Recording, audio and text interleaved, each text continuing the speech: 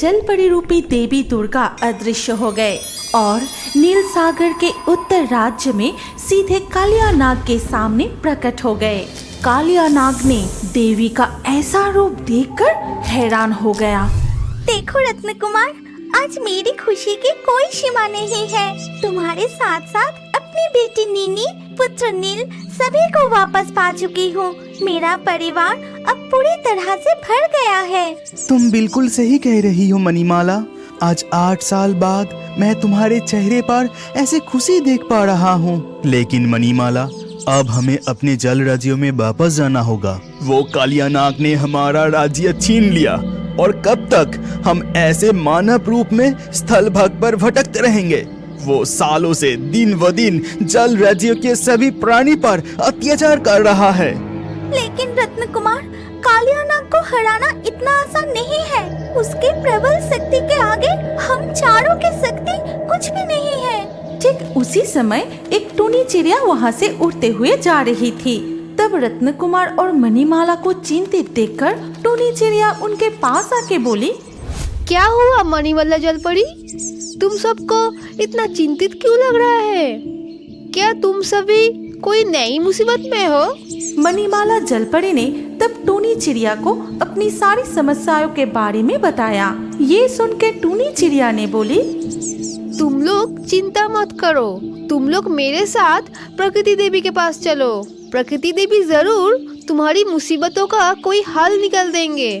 टूनी चिड़िया के कहने पर वो सभी मिलकर प्रकृति देवी के पास जाते हैं और उनसे कहते हैं, हे प्रकृति देवी, आपने हमें बार बार हर एक मुसीबत से बचाया।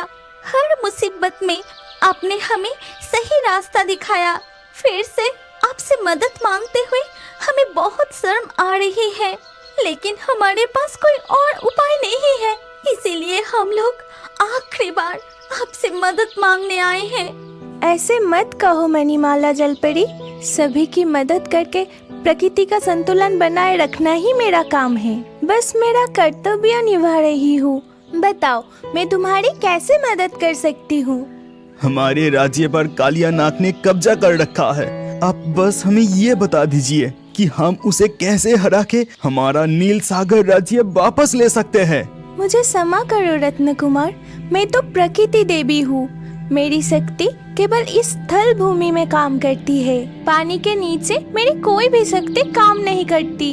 ये सुनकर मणिमाला और रत्न कुमार दोनों ही बहुत उदास हो जाते हैं। तब प्रकृति देवी फिर से उन्हें बोली, लेकिन एक उपाय है। कुछ दिनों में ही नवरात्रि आने वाली है। तुम लोग आदि शक्ति देवी दुर्गा माँ की आराधना करो। वो त्रिलोक की अधीश्वरी है। स्वर्ग, धरती और पाताल तीनों लोकों में ही उनकी शक्ति विराजमान है। जब जब इस धरती पर पापियों का जन्म हुआ है, तब तब उस पापियों को विनाश करने के लिए आदि शक्ति अवतरित हुई है। लेकिन प्रकृति देवी, हमें देवी दुर्गा की रूप तो पता ही नहीं है। हम उनकी आराधना कैसे करेंगे? चिंता मत करो मणिमाला, तुम लोग जल राज्य लौट जाओ और एक पत्थर के सामने उस आदि शक्ति की आराधना करो। जरूर देवी तुम्हारे सामने प्रकट होंगे। प्रकृति देवी की बात मानकर रत्न कुमार और मणिमाला अपने दोनों बच्चों के साथ जल राज्य में वापस लौट जाते हैं और एक पत्थर के सामने आदि शक्ति देवी दुर्गा का आह्वान किया। फिर कुछ समय के बाद ही उन चारों के सामने प्रकट हुए जलपरी के रूप में 3 आँखों वाली देवी दुर्गा। देवी के ये अनोखे रूप देखकर मणिमाला, रत्न कुमार और उनके दोनों बच्चे आश्चर्यचकित रह गए। आप कौन है देवी? ऐसा स्वरूप मैंने पहले कभी नहीं देखा। मैं हूँ आदि शक्ति योग माया। जो वक्त मुझे जिस रूप में बुलाता है, मैं उसी रूप में उसके सामने प्रकट होती हूँ। बताओ, तुमने मुझे क्यों बुलाया? हे देवी, एक दुष्ट कालिया नाग ने हमारे नील सागर राज्य पर कब्जा कर लिया है और वहाँ के सभी जीवों पर अत्याचार कर रहा है। कृपया उस नागराज का वध करके सागर राज्य के सभी जीवों को बचाइए। कालिया नाग, ये कौन सा असुर है? इसमें जरूर कोई रहस्य छुपा है। तुम लोग चिंता मत करो। जब जब स्वर्ग, धरती और पाताल में पापियों का जन्म होता है, उसका विनाश करने के लिए मैं अवतारित होती हूँ। ये कहकर जलपरी रूपी देवी दुर्गा अदृश्य हो गए और नील सागर के उत्तर राज्य में सीधे कालिया नाग के सामने प्रकट हो गए। कालिया नाग ने देवी का ऐसा रूप देखकर हैरान हो गया। फिर कहा, कौन है तू? ऐसा मायावी रूप मेरे राज्य में पहले तो कभी नहीं देखा, और तू मेरे अनुमति के बिना मेरे इस राज्य में प्रवेश कैसे किया? मैं हूँ तुम्हारी मौत। इस जल राज्य में तुम्हारा विनाश करने के लिए ही मैं अवतारित हुई हूँ। क्या कहा? मौत? मेरे मौत? तुच्छ नारी, चुपचाप तू हार मान ले। ऐसा है तो मैं तुम्हें युद्ध के लिए आह्वान करती हूँ। अगर हिम्मत है तो मेरे साथ युद्ध करो। ये कहकर जलपरी रूपी देवी दुर्गा ने कालिया नाग को युद्ध के लिए आह्वान किया।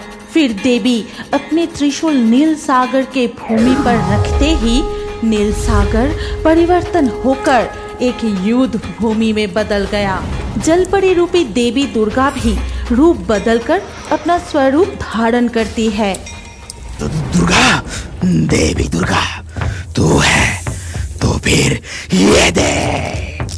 ये कहकर कालिया नाग ने भी अपना रूप बदल लिया और महिषासुर का रूप धारण किया।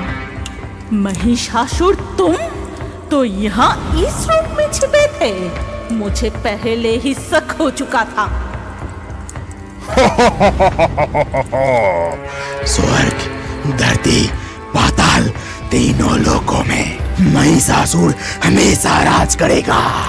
मैं इस जल राज्य में कालिया नाग का रूप धारण करके आया था। मत भूल, जब जब त्रिलोक में तेरे जैसे पापियों का जन्म होगा, तब तब उन पापियों का नाश करने के लिए आदि शक्ति भी विभिन्न रूपों में अवतारित होगी। इसीलिए आज तेरे विनाश करने के लिए मैंने इस जलपरी की रूप धारण किया है।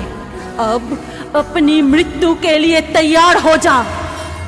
ये कहकर देवी दुर्गा महिषासुर को युद्ध के लिए ललकारा। फिर देवी दुर्गा और महिषासुर के बीच एक भयानक युद्ध शुरू हो गया।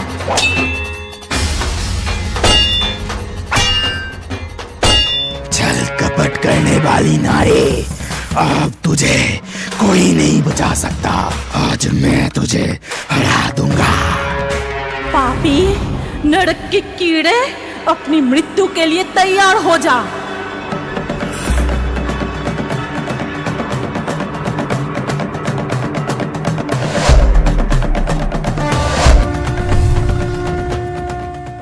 फिर जलपरी रूपी देवी दुर्गा ने मणिमाला और रत्नकुमार को उनका खोया हुआ नील सागर राज्य वापस दिला दिया और आशीर्वाद करके नील सागर से अदृश्य हो गई।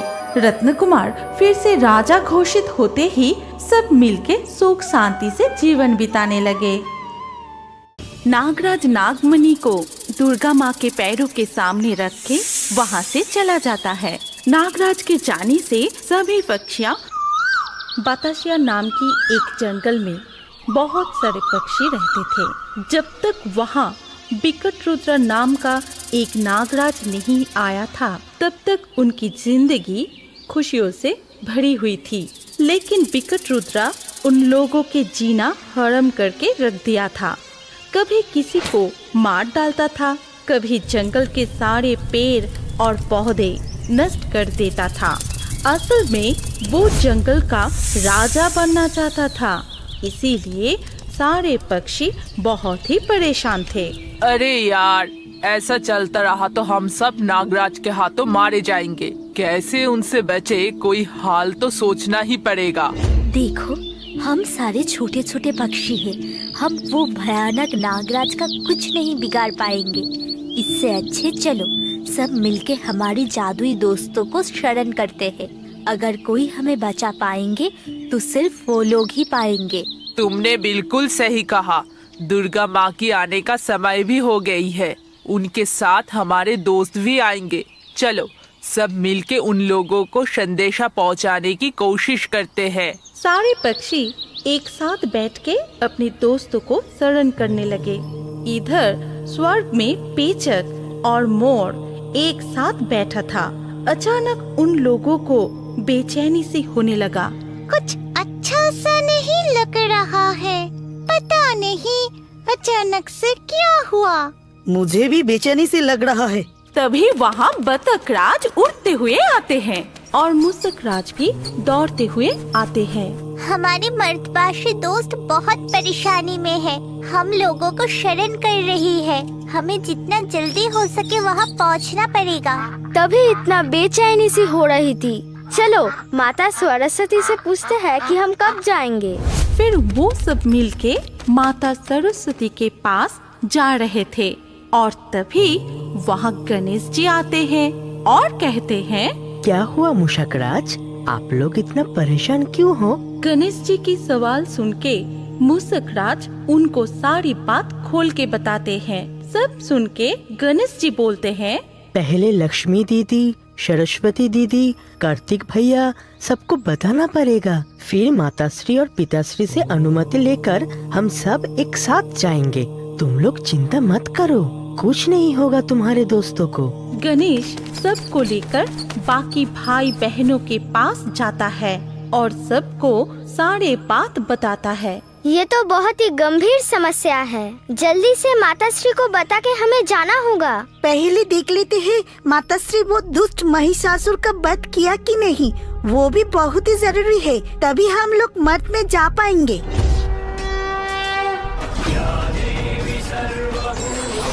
तभी वहाँ दुर्गा माता आते हैं। कहाँ जाने की बातें हो रही है यहाँ? माताश्री, क्या आपने वो दुष्ट महिषासुर का वध कर दिया? हाँ बेटा, ये तो होना ही था। उसको उसकी कर्मफल की सजा भुगतना ही था। लेकिन तुम लोग ये सब क्यों पूछ रहे हो? माताश्री, हमारे वाहन के मर्दबासी सारे मित्र एक नागराज के वजह से गंभीर समस्या में हैं। उन लोगों की रक्षा करना हमारी कर्तव्य है, इसलिए हमें जल्द से जल्द मर्त में जाना होगा। ठीक है, सब एक साथ ही मर्त जाएंगे। इधर का काम समाप्त हो गया। अभी तो मर्त में जाने की समय भी आ गई है, लेकिन पहले अपने पिताश्री से अनुमति ले लो। जथाज्ञा माताश्री। ये कह के सब मिलके महादेव के पास जाते हैं। पिताश्री, हम लोग मर्त में जाने के लिए आपसे अनुमति लेने आए हैं। हमारे सारे बहनों के मर्दवासी मित्रों गंभीर समस्या में हैं। हम लोगों को उनके रक्षा करने के लिए जल्द से जल्द मर्त में जाना होगा। आप भी चलिए पिताश्री। नहीं बेटी, हम सब अगर कैलाश छोड़ के चले जाएंगे तब यहाँ पे अगर कोई संकट आ पहुँची तब बहुत ही समस्या हो जाएगा। इसलिए मुझे यहीं पे रहने दो।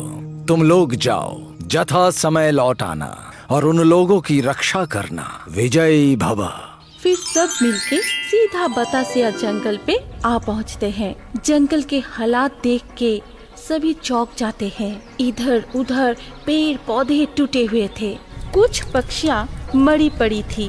देखिए माता, क्या हालत हो गया है यहाँ का। हम लोगों ने आने में देर तो नहीं कर दिया ना? धीरज रखो, समय आने पे उस दुष्ट नागराज भी अपने कर्म का सजा जरूर भुगतेगा। दीदी, लेकिन माताश्री का पूजा शुरू होने वाली है। माताश्री तो यहाँ अभी नहीं आ पाएंगे। क्या हम लोग वो दुष्ट नागराज का कुछ कर पाएंगे?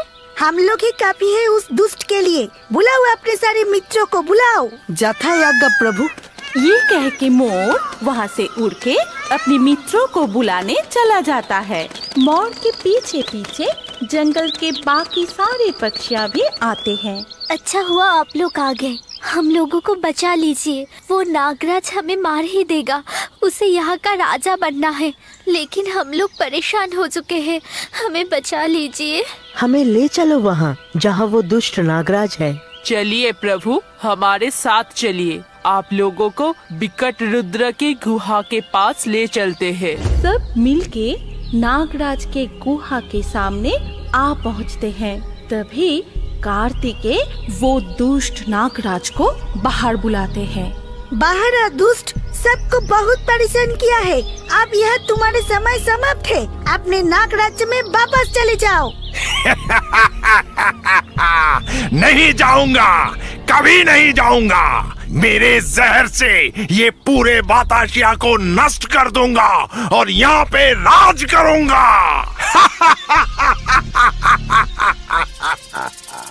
तुझे नहीं पता तू अपने लिए कितनी बड़ी शक्ति को बुलावा दे रहा है। अपना भला चाहता है तो यहाँ से चला जा। नहीं, नहीं जाऊंगा। इधर बहुत देर हो जाने पर भी बच्चों के नहीं लौटने पर दुर्गा माँ चिंतित हो जाते हैं और बताशिया जा पहुँचते हैं। यहाँ इतनी शोर क्यों हो रही है? तुम लोगों के ना लौटने पर मुझे यहाँ आना पड़ा। पूजा की शुरुआत होने वाली है और तुम लोग अभी भी नहीं पहुँचे। क्या हुआ है? देखिए ना माताश्री, ये दुष्ट नागराज इन लोगों को बहुत तकलीफ पहुंचाया है और ये यहाँ का राजा बनना चाहता है। हम इनको इनके राज्य में जाने के लिए बोल रहे हैं, परंतु ये हमारी बात सुन ही नहीं रहा है। और पूजा के इतनी पावन अवसर पर हम लोग किसी को भी हानि पहुंचाना नहीं चाहते हैं। अब आप ही कुछ कीजिए माताश्री। विकट रुद्र, तुम महादेव के भक्त विकट रुद्र ही हो ना? तुम इन लोगों को हानि पहुंचाए हो? मुझे तो यकीन ही नहीं हो रहा है। महादेव को अगर पता चलेगा तो वो बहुत ही दुखी होंगे। मुझे माफ कर दीजिए माता श्री। महादेव के पूजा करके मुझे जो नागमणि मिला था वो मेरे राज्य के लोग मुझसे छीन लेना चाहते थे। इसलिए मैं वहां से भाग आया और इधर आके मैं अपनी शक्ति के अहंकार में अंधा हो गया था। मुझे माफ कर दीजिए माता। प्रभु को कुछ मत बताइए, मैं यहाँ से चला जाऊंगा। परंतु तुम्हें तुम्हारी कर्मों की सजा तो मिलेगा ही। नागमणि वापस करो और जल्द से जल्द अपने राज्य में चले जाओ। वहाँ जाके महादेव की पूजा करो। अगर स्वामी फिर से तुमसे संतुष्ट होगा तभी मिलेगा तुम्हें ये मणि, और ये मेरा आज्ञा है। जथा आज्ञा माता, आप जैसा कह रही हैं मैं वैसा ही करूँगा। नागराज नागमणि को दुर्गा माँ के पैरों के सामने रख के वहाँ से चला जाता है। नागराज के जाने से सभी पक्षियाँ खुश हो जाते हैं। फिर सब लोग एक साथ दुर्गा माँ के नाम जपते हैं। फिर दुर्गा माँ अपने बच्चों को लेकर पूजा के जगह पे आते हैं। पेचक, मोर, बत्तखराज और मूसकराज भी अपने दोस्तों से विदा लेकर पूजा के स्थान पर आ जाते हैं। धूमधाम से 5 दिन का पूजा संपन्न होते हैं और फिर लौटने का वक्त आ जाता है। सभी पक्षियाँ आँख में आंसू लेकर देवी माँ और अपने मित्रों को विदा करते हैं और फिर अगले साल के लिए अपेक्षा करने लगते हैं।